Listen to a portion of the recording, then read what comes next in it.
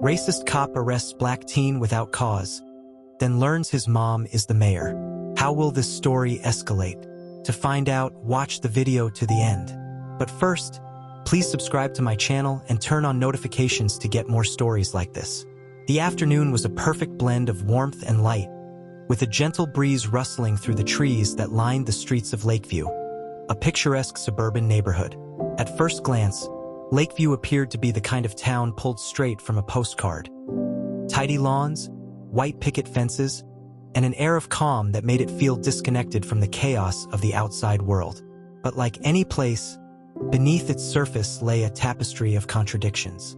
Jamal Henderson was no stranger to these contradictions.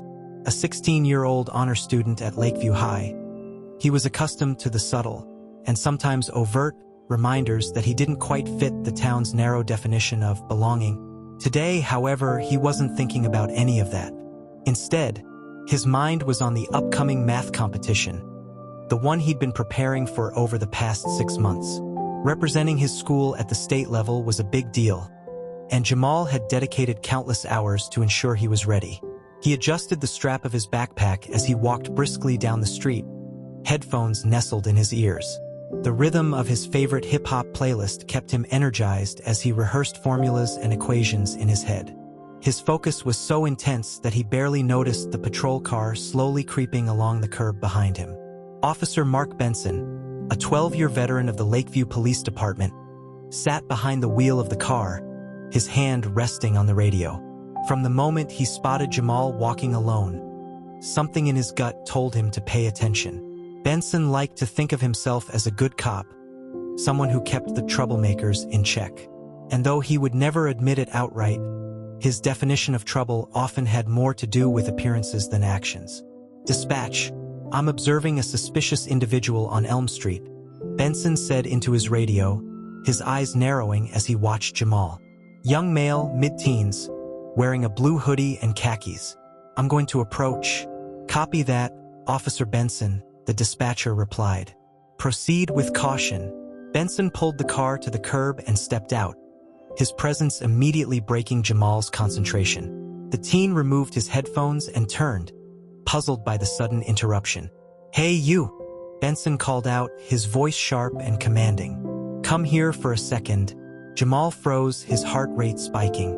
He glanced around, unsure if the officer was talking to him. When he realized there was no one else on the street, he took a tentative step forward. "Is there a problem, officer?" Jamal asked, his tone respectful but wary. "You tell me," Benson replied, his hand resting on the holster of his firearm. "What are you doing out here?"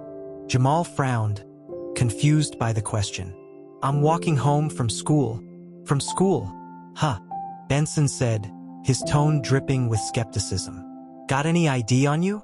Jamal hesitated, his mind racing. He knew his rights and understood that he wasn't obligated to show ID just for walking down the street. But he also knew how quickly situations like this could escalate, especially for someone who looked like him. "It's in my backpack," he said carefully, reaching for the strap. "Whoa, whoa, whoa," Benson barked, his hand tightening on the holster. "Keep your hands where I can see them." Jamal froze, his arms raised slightly in surrender. "I was just getting my school ID," he said, his voice steady despite the fear coursing through him. "Let me see the bag," Benson ordered, stepping closer. Reluctantly, Jamal shrugged off his backpack and handed it over. Benson rifled through it with little regard for the boy's belongings, pulling out notebooks, a water bottle, and finally the laminated school ID. "Jamal Henderson," the officer read aloud, his expression unreadable. "And what's this?" He pulled out a small black case. "That's my graphing calculator," Jamal explained. "I need it for the math competition." Benson opened the case, inspecting the calculator as though it were contraband. Satisfied, he tossed it back into the bag and zipped it shut. "You live around here?" Benson asked, his tone still accusatory. "Yes, sir," Jamal replied. "My house is a few blocks away. Why don't you let me drive you?" Benson said, his words more of a command than an offer. "Just to make sure you're telling the truth." Jamal's stomach sank. He didn't want to get into the patrol car, but he also didn't want to make things worse by refusing. Okay, he said quietly. Benson opened the back door of the car and gestured for Jamal to get in. The teen climbed inside, his heart pounding as the officer slid into the driver's seat and pulled away from the curb.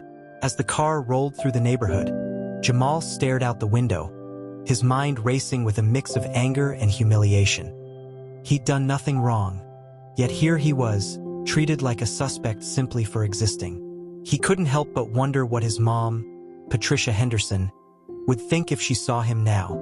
Patricia wasn't just any mom. She was Lakeview's first black mayor, a trailblazer who had fought tirelessly to create a more inclusive community. Jamal knew how proud she was of him and his accomplishments, and the thought of disappointing her weighed heavily on his heart. The patrol car came to a stop in front of a modest two-story house with a neatly manicured lawn. "This your place?" Benson asked, glancing at Jamal in the rearview mirror. "Yes, sir," Jamal said, his voice tight. "Stay here," Benson ordered as he stepped out of the car.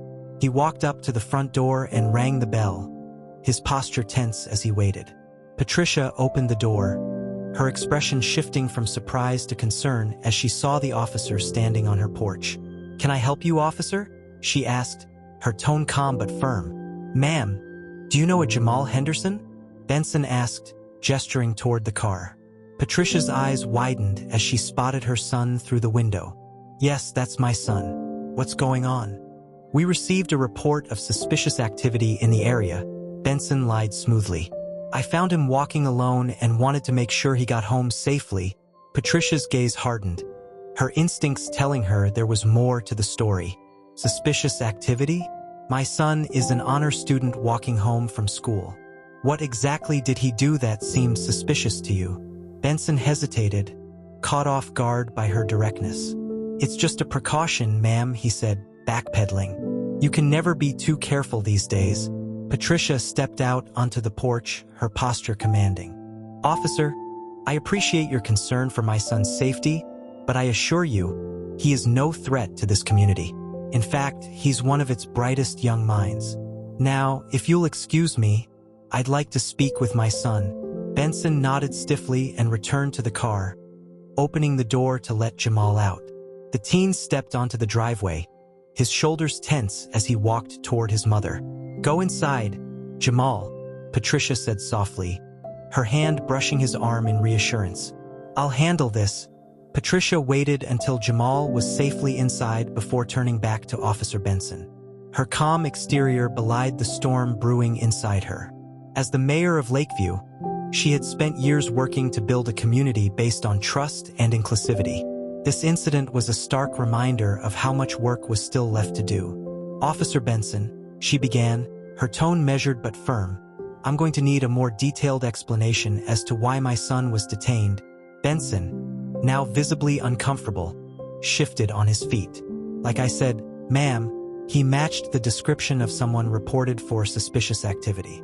"I was just following protocol." Patricia crossed her arms, her sharp eyes not missing a beat. "And what exactly was this suspicious activity?" "Well," Benson faltered, his mind racing to justify his actions. "There were reports of a young man loitering in the area, and—" "Loitering?" Patricia interrupted, her voice growing colder. "Walking home from school with a backpack constitutes loitering now? You rifled through my son's belongings, took him in your car without cause, and brought him here as though he were a criminal."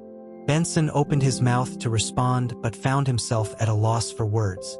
The realization that he had misjudged the situation, and the boy, was beginning to dawn on him.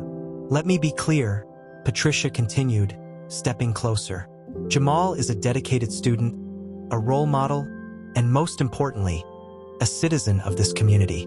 You may see him as a suspect, but I see him as my son, and the future of this town." Benson nodded stiffly, but Patricia wasn't finished. "I will be filing a formal complaint about this incident, and I expect a full review of your department's policies regarding racial profiling. This is not the kind of community I've worked so hard to build." "Yes, ma'am," Benson muttered, his confidence thoroughly shaken. He turned and walked briskly back to his patrol car, his face flushed with embarrassment. As he drove away, Patricia stood on the porch for a moment, her hands clenched into fists. She would not let this injustice go unanswered. Inside the house, Jamal sat at the kitchen table, his head bowed as he picked at the strap of his backpack. Patricia walked in and placed a hand on his shoulder. "You okay, baby?" she asked gently. He looked up, his eyes filled with a mixture of frustration and sadness. "Why does this keep happening, Mom? I wasn't doing anything wrong." Patricia pulled out a chair and sat beside him, taking his hands in hers. "You didn't do anything wrong, Jamal. This wasn't about you, it was about ignorance and fear. But we're not going to let that define you or hold you back." Jamal nodded, his mother's words offering a small measure of comfort. "I just want to focus on the math competition," he said quietly. "That's what's important to me, and you will," Patricia promised. "But first, we're going to make sure your voice is heard. You're not alone in this, Jamal. I'm with you every step of the way." The following day, Patricia made good on her promise. She convened a meeting with the police chief, community leaders, and members of the press to address the issue head-on. Standing at the podium in Lakeview's town hall, she recounted the incident with unwavering clarity. "My son was treated as a suspect simply because of the color of his skin," she said, her voice steady but charged with emotion. "This is not an isolated incident, and it's not unique to Lakeview. But as a community, we have the power to change this narrative." She went on to announce a series of initiatives aimed at combating racial bias, including mandatory sensitivity training for law enforcement, the establishment of a community oversight board, and a youth mentorship program to bridge the gap between officers and the town's younger residents. The room erupted in applause, the crowd moved by her determination and resolve. Among those in attendance was Jamal, who stood near the back, watching his mother with a newfound sense of pride. She wasn't just fighting for him. She was fighting for everyone who had ever been marginalized or mistreated. That evening, as the sun dipped below the horizon, Jamal sat in his room, reviewing his notes for the competition. Patricia knocked lightly on the door before stepping inside, a warm smile on her face. "Mind if I join you?" she asked. "Sure," Jamal said, scooting over to make room on the bed. Patricia sat down and picked up one of his practice problems, her brow furrowing as she tried to make sense of the equations. "You're definitely smarter than me when it comes to this stuff," she said with a laugh. "Thanks, Mom," Jamal replied, his smile genuine. They sat together in comfortable silence for a moment before Patricia spoke again. "You know, Jamal, the way you handled yourself yesterday, it showed a lot of strength and grace. I'm so proud of you." Jamal looked down at his hands, the weight of her words sinking in. "Thanks, Mom. I want to make you proud." "You already do," Patricia said, pulling him into a hug. Every single day, as they sat together, the events of the previous day felt a little less heavy, replaced by a sense of hope and determination.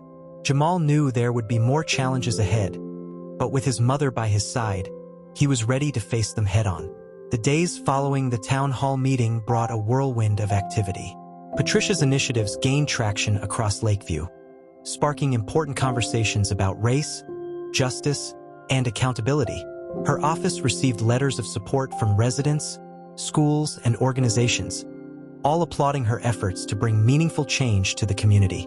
Meanwhile, Jamal found himself at the center of attention, though not always in ways he expected.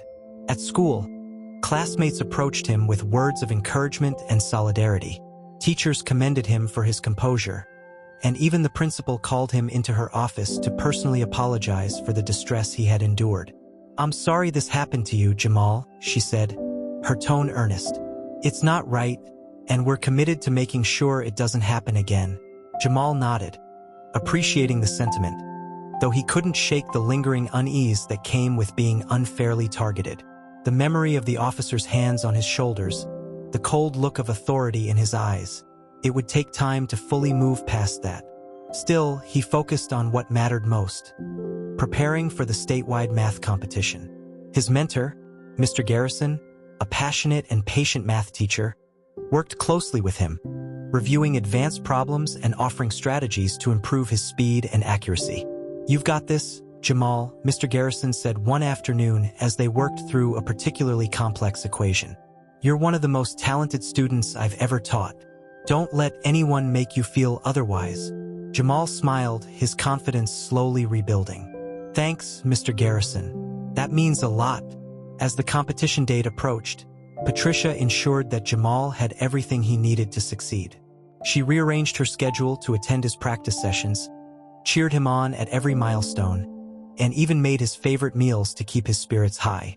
"You're going to shine, Jamal," she said one evening as they sat down to dinner. "I just know it." The day of the competition arrived with a flurry of excitement and nerves. The event was held in a large auditorium packed with students, parents, and educators from across the state. Jamal took his seat among the other contestants, his heart pounding as he surveyed the room. Patricia sat in the audience, her hands clasped tightly in her lap. Though she radiated confidence for her son, she couldn't help but feel a pang of worry. She knew how much this competition meant to him, especially after everything he had been through. When the event began, Jamal quickly found his rhythm, solving each problem with precision and focus. His mind raced as he tackled equations, analyzed patterns, and applied concepts he had spent months mastering.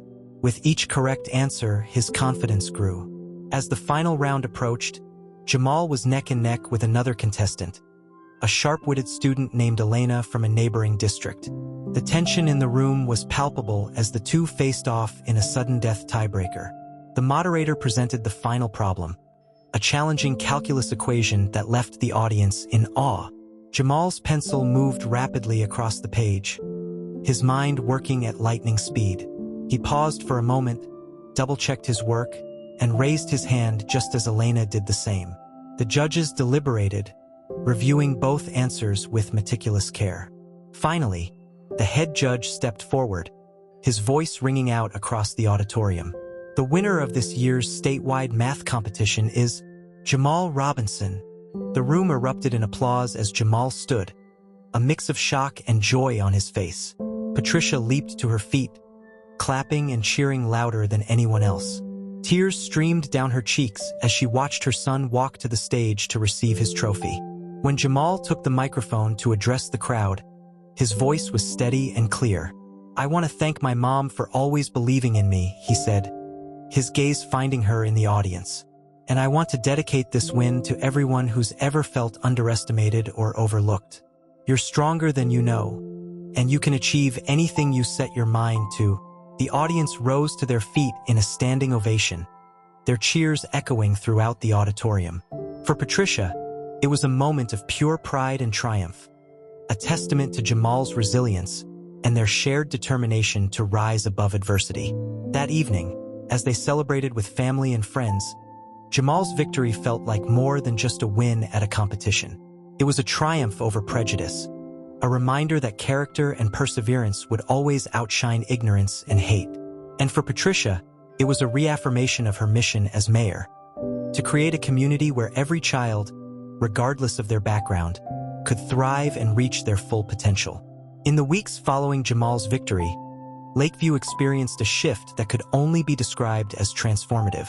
The events surrounding Jamal's wrongful arrest had sparked a movement.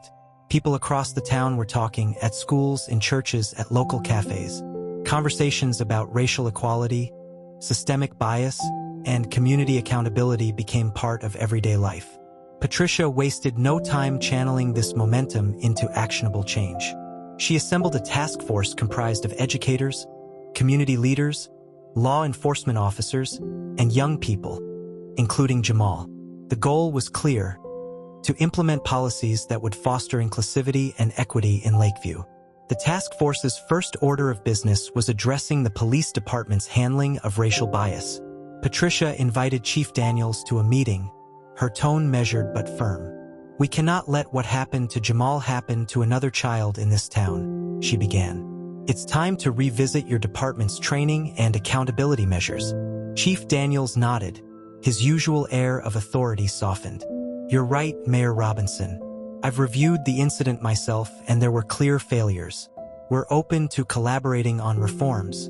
One of the first steps was introducing mandatory diversity and bias training for all officers. The training sessions, led by a renowned civil rights advocate, challenged officers to confront their unconscious biases and reflect on the impact of their actions. While some resisted at first, many left the sessions with a newfound understanding of their role in ensuring justice for all. Jamal, meanwhile, became an unexpected advocate for change. His speech at the math competition had inspired people far and wide, and he was invited to speak at schools, town halls, and even a youth leadership summit. Despite his initial hesitation, public speaking wasn't exactly his forte. He embraced the opportunity to share his story and advocate for a more just future. Sometimes, he said during one of his speeches, "The hardest moments in life can push us to do the most important work. I'm standing here today because I believe we can all do better." Together, the crowd erupted in applause, their faces alight with hope and determination. Back at school, Jamal noticed a change, too. Teachers became more intentional about incorporating discussions on diversity and history into their lessons. Students who had once ignored him now greeted him in the hallways, their gazes no longer filled with indifference. His classmates even elected him as president of the math club, a role he took on with enthusiasm and humility. Despite the progress, challenges remained. Patricia received her fair share of criticism from those who felt her efforts to address systemic bias were divisive or unnecessary. Some accused her of using her position to push a personal agenda, while others simply resisted change out of fear or ignorance. But Patricia, ever resilient, faced these challenges head-on. "Progress isn't easy," she often said during public addresses, "but it's necessary. And together, we can build a community that reflects our highest ideals." One particularly powerful moment came during a town hall meeting when a young girl raised her hand to speak. "Mayor Robinson," she said, her voice trembling, "I used to think I couldn't do big things because of who I am. But after seeing Jamal win the competition and hearing his story, I believe I can do anything." Patricia's heart swelled with pride as she responded, "You can, sweetheart, and don't let anyone tell you otherwise." As the weeks turned into months, Lakeview continued to evolve. New initiatives were launched, including mentorship programs for marginalized youth, scholarship funds, and community events celebrating the town's diverse cultures. The changes weren't perfect or immediate, but they were real, and they were making a difference. For Jamal and Patricia, life found a new rhythm. Jamal dove headfirst into his studies, preparing for the national math competition while balancing his newfound role as a youth leader. Patricia juggled her responsibilities as mayor with her most important role, being a mom. One evening, as they sat together on the porch, watching the sun set over Lakeview, Patricia turned to Jamal. "You know, I've always been proud of you," she said, her voice filled with emotion. "But these past few months, you've shown a strength I didn't even know you had." Jamal smiled, his eyes shining. "I learned it from you, Mom." They sat in comfortable silence, the weight of the past months finally giving way to a sense of peace and purpose. Together, they had faced challenges that could have broken them. Instead, they had risen above, stronger and more determined than ever. And as the stars began to twinkle in the night sky, Patricia and Jamal knew that their journey, though far from over, was a testament to the power of resilience, love, and the unyielding pursuit of justice. As the national math competition approached, Jamal threw himself into rigorous preparation. His dedication was unmatched. Late nights spent poring over complex equations, practicing problem-solving under timed conditions, and reviewing strategies with his math coach. He approached each challenge with a quiet determination that inspired everyone around him. Meanwhile, Patricia was busy rallying community support for Jamal. She knew how significant his presence at the national competition would be, not just for him but for Lakeview. The town had rallied behind him during the aftermath of his arrest, and now they wanted to show him that they believed in his brilliance. Local businesses and organizations chipped in to fund Jamal's trip to the competition. Signs reading, "Go, Jamal," and "Lakeview stands with you," appeared in shop windows and front yards. The town held a send-off celebration at the community center, where residents of all backgrounds came together to cheer him on. At the event, Patricia gave a heartfelt speech. "Jamal represents the very best of Lakeview," she said, her voice unwavering. "His determination, courage, and brilliance remind us all of what's possible when we support one another. No matter what happens at the competition, Jamal has already made us proud. The room erupted into applause, and Jamal, though shy, took the microphone to thank everyone. "I couldn't have done this without all of you," he said, his voice steady. "This isn't just my journey, it's ours." The day of the competition arrived, and Jamal found himself on a stage surrounded by some of the brightest young minds in the country. The air buzzed with anticipation as students tackled challenging math problems, their answers displayed on screens for the audience to see. Jamal started strong, solving the first few problems with precision and speed. The audience watched in awe as his scores climbed higher and higher. But midway through the competition, he encountered a particularly difficult question, one that required creative thinking and advanced mathematical reasoning. The room grew silent as Jamal furrowed his brow, his pencil flying across the page.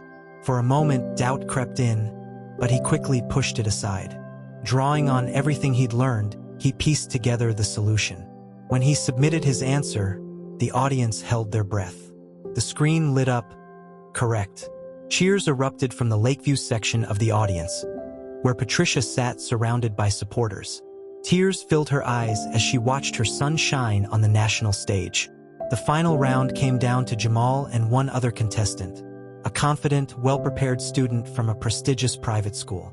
The tension was palpable as the final question appeared on the screen. Both competitors dove into their work, their focus unshakable. Minutes later, Jamal submitted his answer. The screen flashed once more. Correct. He had done it. Jamal was crowned the national math champion.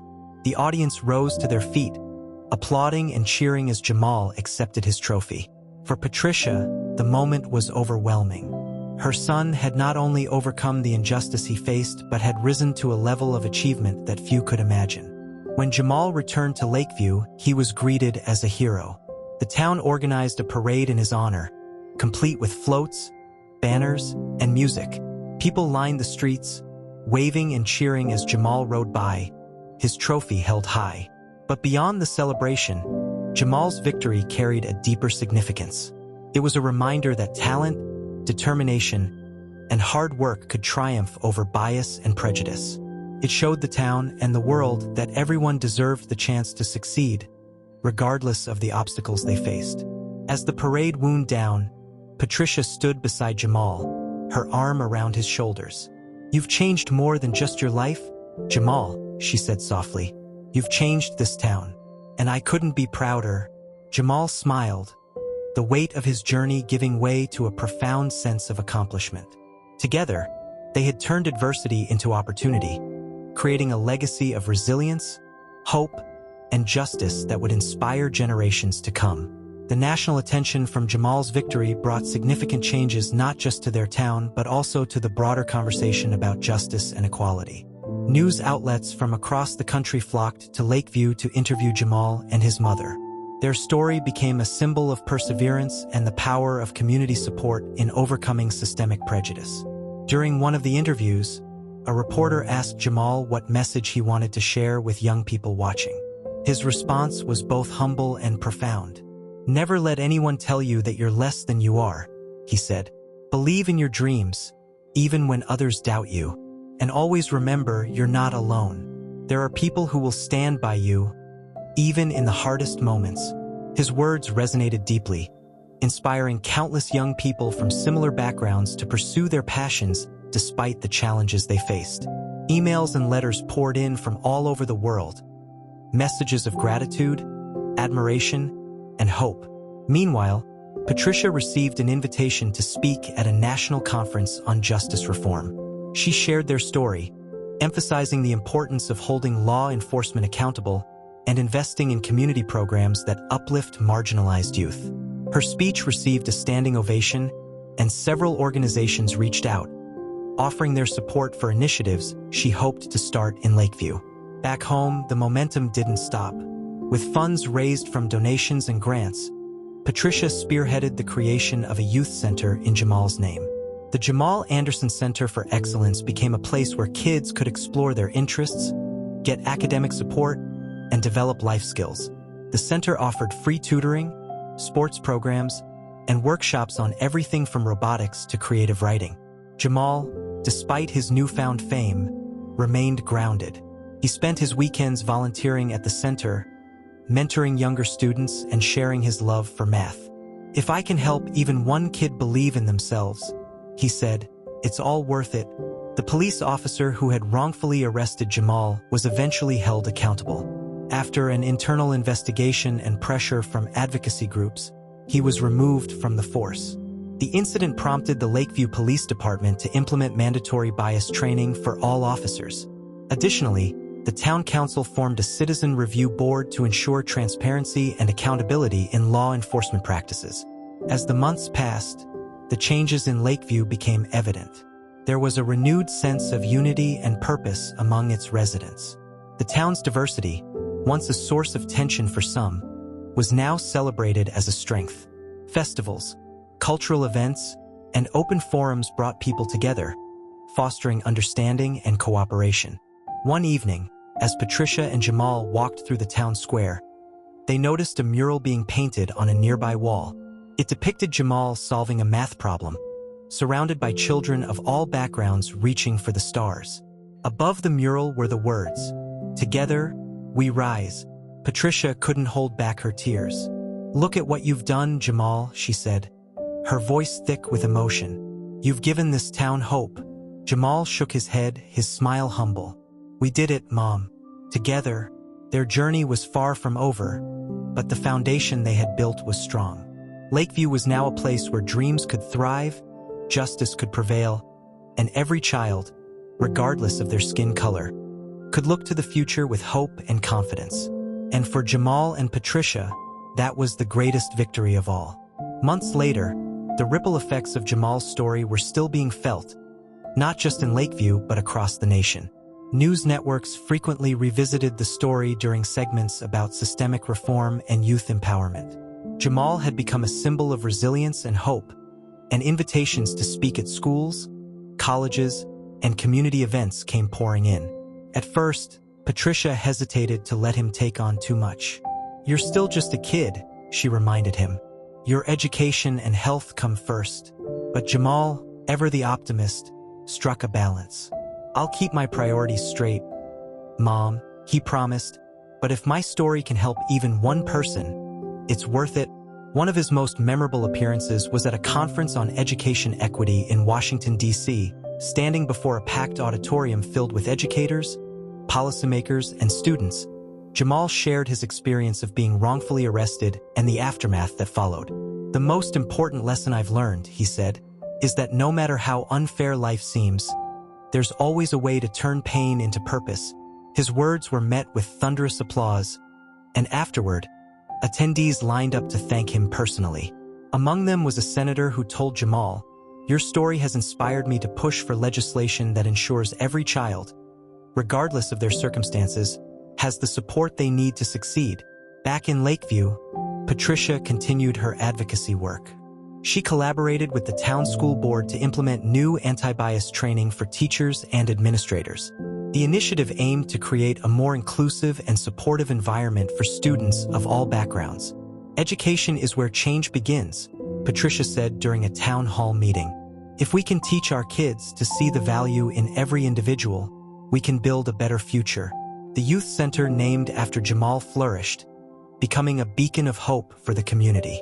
Programs expanded to include college prep courses, mental health resources, and mentorship opportunities. One of the most popular events was the annual Dream Big Fair, where professionals from various fields shared their journeys and offered guidance to aspiring young minds. Jamal, true to his nature, remained deeply involved. Despite his busy schedule, he always made time to tutor kids in math and share stories of his struggles and triumphs. "Every problem has a solution," he often told them, "and sometimes, the hardest problems teach us the most." Meanwhile, the officer responsible for Jamal's wrongful arrest tried to publicly apologize, seeking redemption in the eyes of the community. But Jamal, while gracious, made it clear that accountability had to precede forgiveness. "It's not just about an apology," he said during a local interview. "It's about ensuring this doesn't happen to anyone else." The town of Lakeview continued to evolve, embracing its newfound identity as a place of progress and inclusivity.